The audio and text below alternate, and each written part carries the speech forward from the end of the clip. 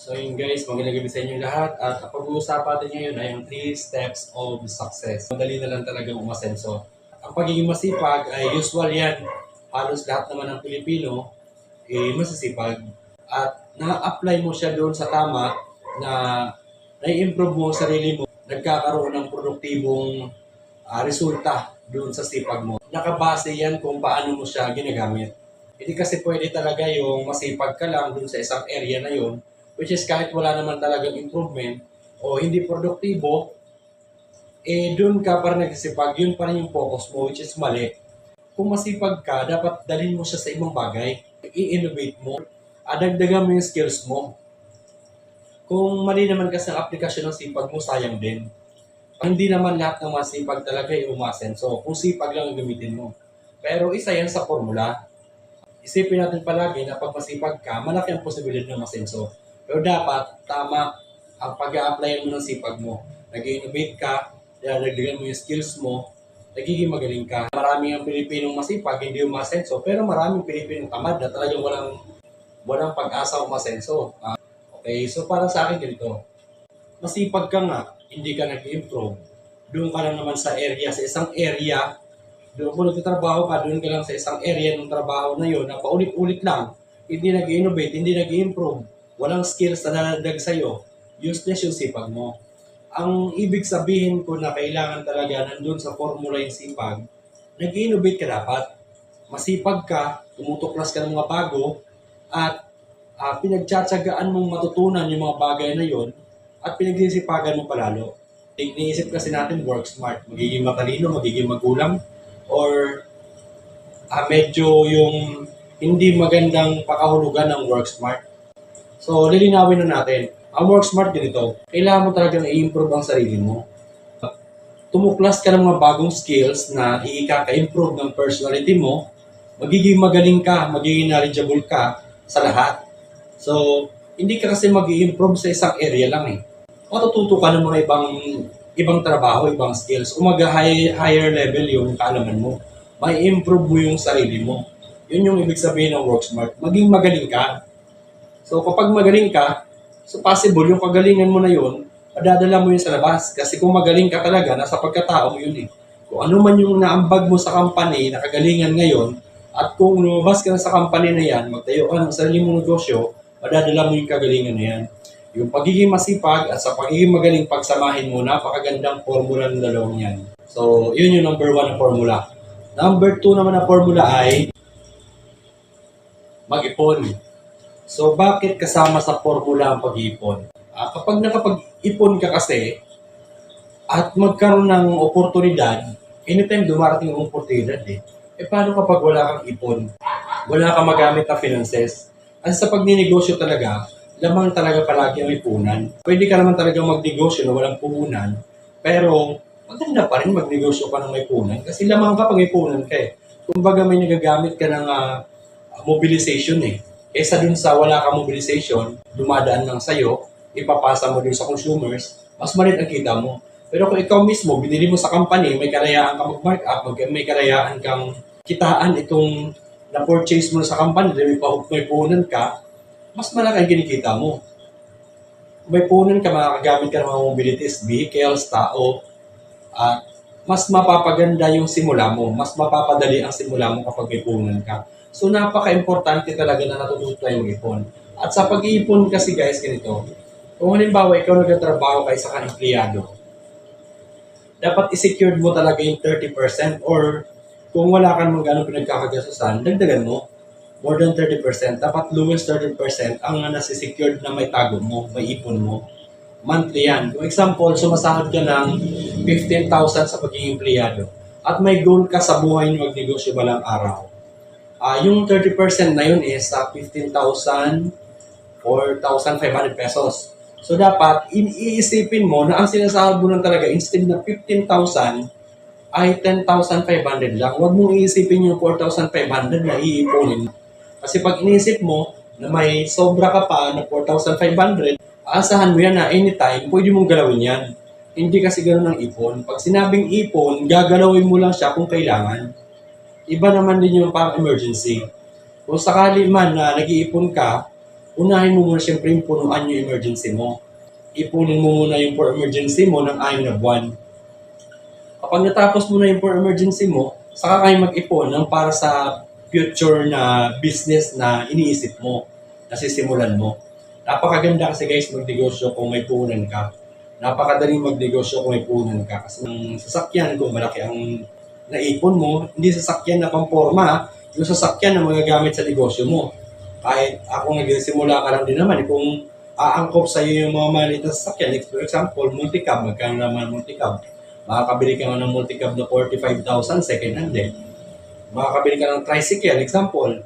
Huwag ka muna bumili ng bago. Ang importante lang naman talaga dyan, magagamit mo yung sasakyan na yan para makargahan ng mga ibibentang materialis mo o mga ibibentang produkto mo. Hindi importante maporma dyan. Importante na gamit mo siya ng maayos na nakakatulong sa negosyo mo.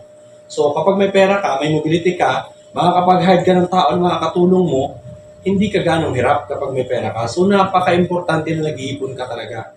So tatandaan palagi natin, pag nag-ipon tayo, dapat 30% doon sa buong kita natin. So ililista ko ito, tatandaan nyo. 30% sa buong kita. So, lagyan na natin dito monthly income. Yan. So, isi-secure nyo talaga yung lowest 30% doon sa monthly income ninyo. Yun ang kasiguraduhan na balang araw kung may pangarap kang magnegosyo, makakapagsimula ka ng madali dahil may naipon kang puhunan. Doon ako nagsimula. Halos hindi ko na iniisip na kumain ng masarap. Importante sa akin makaipon. Bawat linggo na sinasahod ko talagang iniisip ko kung magkano lang ang sahod ko kasi sumasahod ako noon ng mga 1,800 pesos a week. Talagang gipit na gipit kahit 200 pesos na iipon ko. Pero talagang walang ano yun, walang skip yun. Every week talaga nag-iipon talaga ako. Minsan buong 800 na iipon ko yun eh. 1,000 yung ginagastos ko eh. So, malit ang sahod ko mga panahon na yun, pero nakakapag-ipon ako. Walang rason na hindi ka makapag-ipon. Malaki yung malit ang sahod mo kung gusto mag-ipon, makakapag-ipon ka. Kung ayaw mo ipon, wala kang goal. Mag-set ka ng goal. Magkaroon ka ng mindset sa pag-ipon. Kasi kung wala ka namang goal, para saan ka mag-ipon? Ang taong gustong umasenso sa buhay, nangangarap yan. Yung pangarap niya na yan, unti-unti niyang nililinaw yan doon sa mga strategy o doon sa mga steps niya sa buhay. Doon sa mga aksyon na ginagawa niya sa bawat araw. Yun, ganun ang taong gustong umasenso. Andun sa kanila yung urgency. Sila kasi yung mga tao na ayaw nilang manatiling mahirap. So, sila yung mga tao talaga na nag-iisip sila kung paano kaya umasenso. So, sila rin yung mga tao nag-iipon. Okay? Matuto tayo mag-ipon para sa future natin, para sa mga anak natin. Hindi tayo pinanganak dito na mahirap at mamatay lang din na mahirap. I-improve natin yung sarili natin. Iparanas din natin sa sarili natin yung karangyaan na kung ano man yung gusto nating ma-enjoy, dapat maabot natin yan. Hindi tayo pwedeng dumaan lang dito, nagsakripisyo lang sa kahirapan. Hindi ganun. I-improve mo yung sarili mo at maging mayaman ka. Pero dapat mong matutunan mag-ipon. Isa sa pinaka-basic na paraan para umasenso ang buhay mo. Okay, so pangatlo.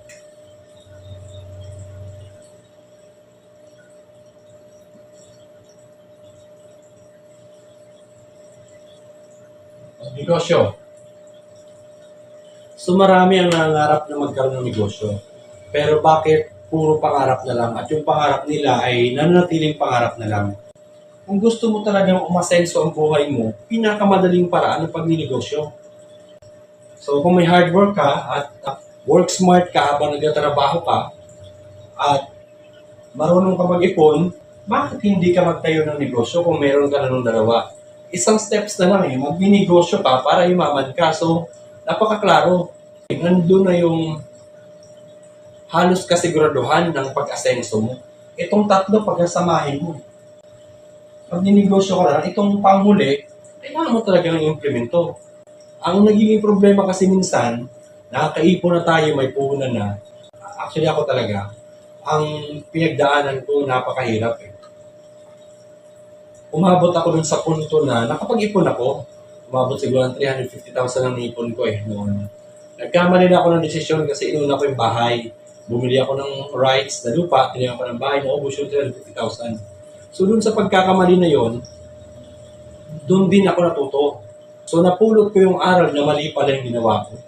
Yung binili ko pala yan, liabilities pala yun. Kasi hard worker ako eh. Saka smart worker ako. Marunong ako mag-ipon eh.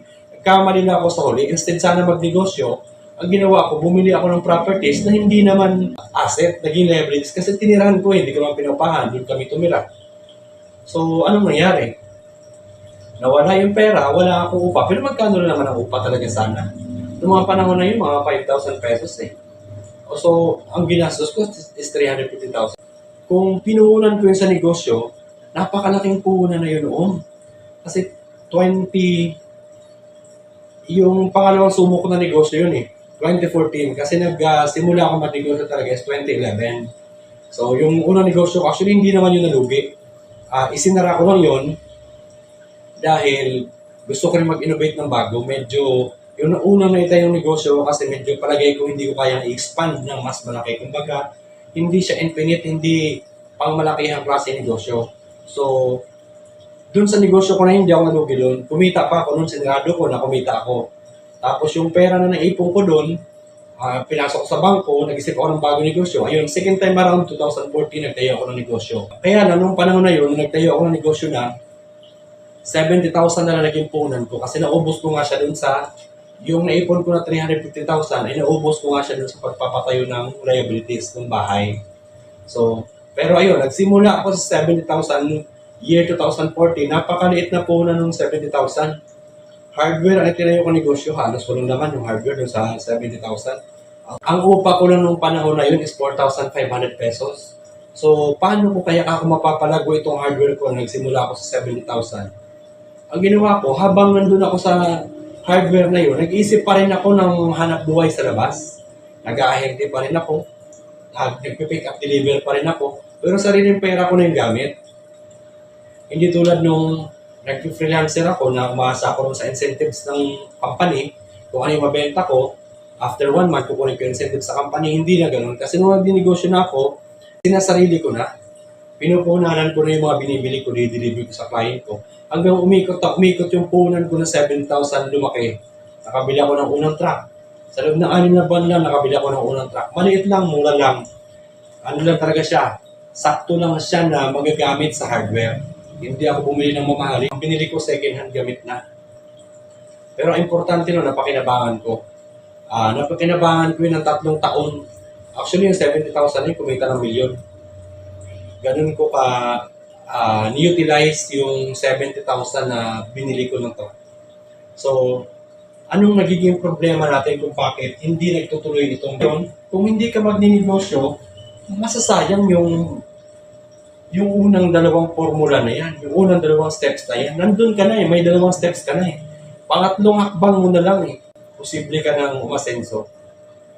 Napakalaking percentage ng pag-asenso kapag magninegosyo ka. At saka doon sa mga maliit ang puhunan, kaya magdalawang isip, importante magsimula kayo. Kahit, noon nga iisip ko eh, kahit may 10,000 na ako, kahit magbenta ako ng balot, lalaban na ako eh. Susugal na ako sa negosyo, alis ako sa trabaho. Yun ang inisip ko. Pero God's will naman, medyo mas malaki na ipon ko dahil marunong talaga ako mag-ipon. Nagtyaga ako, naging magaling ako. At kung magkano iniipon ko na yon, yun lang medyo nagkamali lang kasi natayo ko ng bahay. Nakapag-ipon pa ulit ako eh, ng 70,000. Yung 70,000 na yon, nilaban ko na yon. Nagnegosyo ako ngayon. Ang layo na nang narating ng 70,000. Multi-million company na. Yung asset ngayon ng company na unang-unang itinayo ko dun sa 70,000, siguro lumis 20 million na. Napaka-importante kasi talaga yung magdesisyon kang magsimula. Kasi doon tayo nagkakamali palagi. Natatakot tayo magsimula. Kasi natatakot tayong mag-fail. Paano ka naman mag-fail kung talagang porsigido ka? Magkakaroon ka ng lakas ng loob na lumaban kasi nandyan ka na eh. Oras na sinimulan mo, gagawin mo na ang lahat eh. Hindi ka pwedeng huminto dyan eh. Magiging magaling ka na rin mismo dyan dahil sinimulan mo na yun eh. Kung ikaw ba naman mag-isip ka, nagsimula ka, nagpakahirap ka na, tapos bigla ka na ng atras, pabayaan mo yung negosyo ang tinayo mo. Hindi, napakalabo yung yung baka mag-fail ka, napakalabo niyan. So sabi natin siguro yung chances na mag-fail yan is nasa 20% lang. So yung 20% na yun, pag ginalingan mo, wala yun, mauubos yung 20% na yun, makakonvert yun dun sa 100% na pag-asenso. Pangalawa, bakit ba tayo natatakot magsimula? Magsimula magnegosyo? Baka iniisip natin mahirap. Pag nagtatrabaho ka, mas mahirap eh. Isipin mo, maliit na ang kinikita mo, kontrolado ka pa ni boss mo, at napakalabo pa ng success. So di ba mas mahirap? Doon pa lang sa pag-iisip eh. Habang nagtatrabaho ko, nag-iisip ka, wala akong success dito. So anong iisipin mo? Mas mahirap pa magtrabaho o magtayo ng sarili mong negosyo. Pag nag-negosyo ka, kontrolado mo, na-utilize mo, napapalaki mo, na-expand mo yung kita na gusto mo. Di ba? Saan ang mas mahirap sa dalawa? Ayan ang pag-isipan ninyo. Pangatlo, baka malugi ka. So magkano ba lalabas mong puhunan? Dahil nagsisimula ka, hindi ka maglalabas ng malaki dyan eh. At panigurado, bakit ka naman malulugi? Dahil nagsimula ka nga eh. Nagsimula ka, nandito ka nang galing eh. Dito ka nang galing sa work hard, work smart, at nag-ipon ka, magaling ka na sa dalawa eh. Dito kaya sa pangatlo, malulugi ka pa. At magkano kakalugi mo? 1 milyon, 2 milyon, 3 milyon? Hindi naman siguro, di ba? Kung magkano naipon mo, sabihin natin sa 3 years, nakapag-ipon ka dyan ng 200,000. 200,000 ang isusugal mo, pero pagkatapos niyan, napakalaking chance ang manalo ka dyan. Yung 200,000 mo, baka pag lipas ng 10 taon, 20 million yan. 30 million, 100 million. Eh kung iipunin mo lang yan, or di ka susugal, manatili ka empleyado, yung 200,000 mo kaya lalago kaya yan, naipon mo. Napakalaking bagay, kaya dapat naiintindihan nyo yan. Sa mga Pilipino, kailangan talaga, karamihan dapat sa atin na malinaw yung plano natin sa buhay. Malinaw yung direksyon natin. Gumawa tayo ng plano. Marami kasi sa Pilipino rin na walang plano eh. Wala silang goal. Wala silang gustong marating. Ang alam na nila, nakukontento sila dun sa pang-araw-araw na ginagawa nila sa buhay nila. Pumasok sa trabaho, sumahod kinsiyan sa katapusan, uubusin sa gastusin yung sinahod kinsiyan sa katapusan, i-enjoy ng konti. Pag-isipan natin mabuti na kung ganyan at ganyan ang buhay mo, ano ka dyan? Mauubos ka dyan, tatanda ka na ganyan ang cycle ng buhay mo. Okay lang ba sa'yo yung ganyan? Pilitin mo umasenso. Pilitin mo iangat ang sarili mo.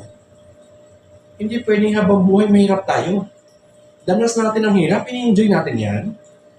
Ano ba naman meron sa kahirapan? Ba't tuwan-tuwa kayo dyan? Pilitin nyo umangat. Pilitin nyo magkaroon ng self-development. Magtayo kayo ng negosyo. Ilaban ninyo. Pag ipinanganak kang mahirap, hindi mo kasalanan. Pero pag namatay kang mahirap, kasalanan mo na. So, wala kayo bang masisisi dyan kundi sarili mo lang. Oras na magkaroon ng problema yung buhay mo, ano man mangyari sa buhay mo, wala kayo masisisihin dyan. Ikaw lahat ang may pagkakamali dyan. Napaka-importante yung bumubuo tayo ng goal. Kasi pag may goal tayo, may target tayo eh. Kapag nagtatrabaho ka, mag-set ka ng time frame. Dapat 3 taon ka lang na magtrabaho, dapat hanggang doon lang. So, pagsisipagan mo, bibilisan mo para after 3 years na yan, tapos ang pagtatrabaho mo. Magdinegosyo ka na. Kung wala ka kasing time frame, petex-petex ka. Alam mo naman kasi na hanggat hindi ka umalis sa kumpanya, kung wala ka magiging problema dyan, merong napapasukan ka, may income ka na, ulit-ulit, 15-30, 15-30, magkano lang, barya. Huwag tayo nakakontento dun sa mahirap, hindi ka kontento na magiging mahirap. Kawawang Pilipino pag kayo mag-isip. So, palagi natin iset yung sarili natin, lagay tayo palagi ng goal. After 3 years, alis ako magdinegosyo na ako. After 3 years, may naipon ka, wala. Kailangan mong magsimula magnegosyo. Dahil yun yung goal mo eh. Pag hindi mo matupad yung goal na yun, failure yan. So, doon na mismo sa pagkatao mong failure, kung ganyan ka, walang mangyayari sa'yo. Kaya dapat, bago mag 3 years, dahil nag-set ka ng goal na after 3 years, hindi ka dapat magtatrabaho, magtatayo ka ng sariling negosyo. Bago mag 3 years, nakapag-ipon ka na, naging magaling ka na dun sa negosyo na gusto mong pasukin. At mas maganda kung yung trabaho mo na yon, kung ano mang kumpanyang pinapasukan mo, dun ka maging magaling. Yun din ang negosyong itayo mo. Napakalaki ng percentage sa pag-asensyo. Kabisado mo na tinatrabaho mo araw-araw eh. Pangatlo, kung may goal settings ka, naglagay ka ng time frame, nagmamadali ka palagi. Kailangan mong ma-fulfill yung mga pang-araw-araw mo, pang-linggo mo, pang-monthly mo, pang-year mo. Dahil hanggang 3 years ka lang dun eh. Pero kung wala ka kasing time frame, pepetex-petex ka. Ako noon, naglagay ako ng time frame. Pagdating ko ng 35 years old, dapat milyonaryo na ako. 27 years old pa nga lang ako, yung asset ko, milyon na. Nagsimula ako mag-negosyo, 24. So, kung may time frame ka kasi at nagmadali ka, mas makukuha mo siya na mas maaga. Pag naging mas magaling ka, mas mapapaaga pa lalo ang pagkuha mo ng goal mo. So, napaka-importante na nagsiset tayo ng time frame. Okay?